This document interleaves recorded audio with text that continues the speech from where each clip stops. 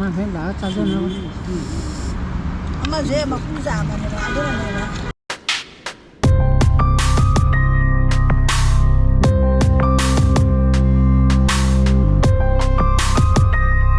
Good morning guys, welcome back to my channel. मैं मंगाई पीरे ने खले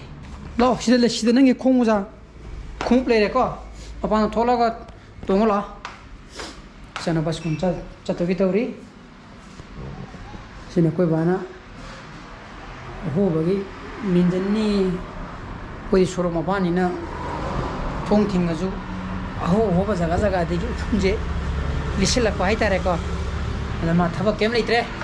अदन अहोबा मेनी कोम द सका बजान सीता कमाई मेन खंगे अने मेलुबो तसलाता हाबा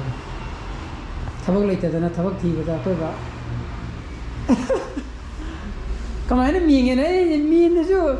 थबक जनजान ओइने सुम जुम का दजु तुम अहोबा मसा मसा मयाम यारमनी यारोइ मे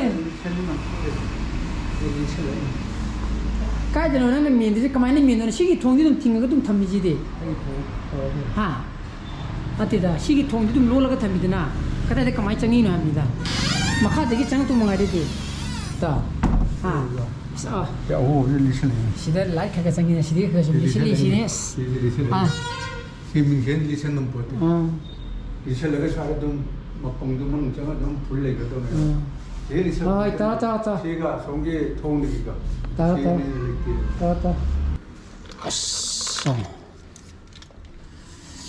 इंगी को इंगी बुद्धि वामन लिप लोरे बुद्धि वामन लिप न थ्रो तों चलो माना हाइड्रा नंग तयु को काय बहोरा बनी को न हाइड अनु तुम लौथोक लगे न पुन सेमि ओ पुनम जंगी थोंगी कारा से अदु मेन कुछो खनि को दिना ओइ यार बा स्कूल चले जे बातोन कनाई बातोन उबुगी नि दा क्या चाहिए कहते वही कप पीनो कप होन देखो चक्षा दुनिया जे अदना साक सा थो गया चना बाजू स्कूल थिमिग्रे को नहीं पिजुमा थबक ससगरे थबक मिस मागी तुमान बा मागी प्रश्न थबक ससगी भाई तारे को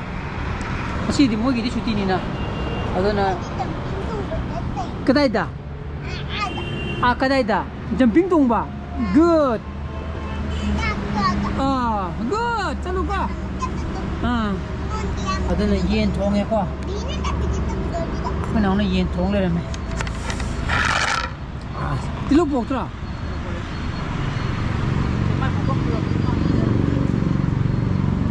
सारा जी है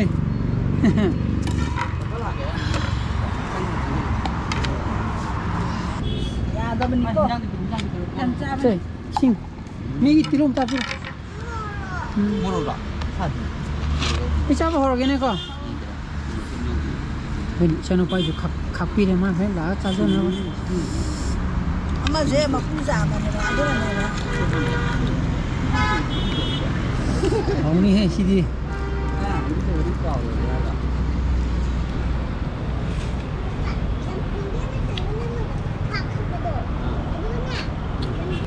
कोई बाना मो गाड़ी से मसा कर बको होजिगिरा खजागे ब्रा कोई बाना मो आई गाड़ी दो ममांगी यारे ममांगी डिस्क ब्रेक तो सूदो मकोन थोएबको दना कुइरबने थोपा अदो मसी सेम जिन हाराब मा ओइना सेम रोगेना आई गाड़ी सेमम सिदा कोई अंगाम लेबको मान फद सेमबी माई द सेम मसा खरा बदु लोइरे हारे होसे टीवी दिमो हावरबा मखों चिकरबा मखों दिया มาคู่เนี่ยมาดิ हा मखु इजाबा गुड अनो थमसप तोरुदने बासोदा तौद्रेदा थमसप तौद्रेदा ตาจ้าบอก यम साया देदा पोखम था 50 किलो मु लोइग्रीदन लुंग सेमे जाम फरे ने 윈도우도 야래 윈도우도 줘 공항기도 그ประชา 하이 피부도 꺼내라 봐 팔 정아 양카이 아니도 정아 접상 거네 야이나 막 테스트부터 통도로 간다 링정도 시사시 많이 또 비네는데 띵긴 버리 퍼버리 링지라 예 팔에 얌는 복절래 복대 그래 수위도 한국어 이용간다 거기 잠 똑슬람 하이디 분우 오케 केरोसिन पेट्रोल शाम का मुतागा सक्शन मुकाम अब यार अरे शू मकोन ठोकरे ठोकरे माने तुम चले रे मैं तुम चले रे मैं ओके लेबा ओके अदन नेबा यार फर दन गाड़ी नांगे मकोन ठोकने आगो शूगी अरे जाय तो कोई थोना हो दुमु आई मनी की विंडो दो हाइदी अप डाउन यादवने को यादवनेबा अदोसे तना साइंगा को बासे में हम फरे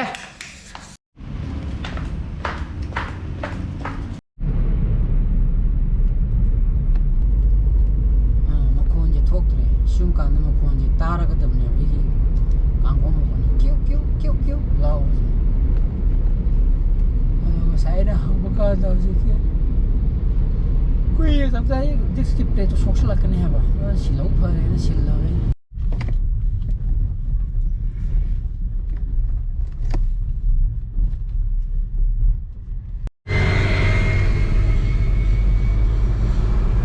सन पर लोग पेरा चाक लाम्ब्रा बाने चाक लाम्ब्रा हम से ये थोंगले हो गए अदुगा चरा बोलो को कई गिना तुलाम दिया अदु हरिंग दांग ने चारा गिना ये थोंगले बे है बांधा थोंगलेมันนี่ก็นะมันเดินไปค่ะ मंदी दिया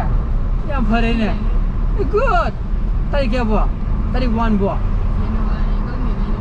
yang phare ni de as good news ni de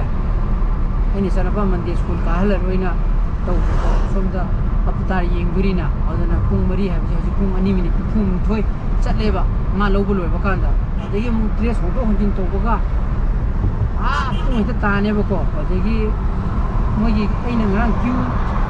aina ngrang gi block to sa ba moi haidi entry to wi da haidi mi do chilam ni na haidi queue do lepri na modu mu lepagi photo mu yaur pani na ko aduna ganna chatta ba yaro na ina school chalo no ha ba do ma the vacation tha re ise adi honen fase group da thagala ni ye khangani tari kya bu no do jana bai da ka ge ha ni yam phare bongo lari khaju paul na ba ko ingai ingelo ba ge school chatta ba yam ba adi chak chaing re ra honen ungdang hoine saro du ngasai sanopa halaba matung da gine ei laptop toi thabak tawbu na boko school gi thabak khara to bai tare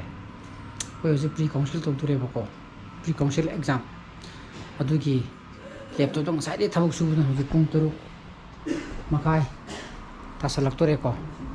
aduna toru makai tasalak tore hoji ka ta hoglo tangai aduna saksa ge na tawri saksa tho moi kino ge la apni te koi jaso moi vaccination ge hayingi ka ko jo ko ke no ban ka ko jo ko ta jin fre lo saksa ji saksa tho ge chen pati sak na man mere mane ko mari sa da ni naเอาดีงั้นง่ายสิแม่ abong lo saksa lo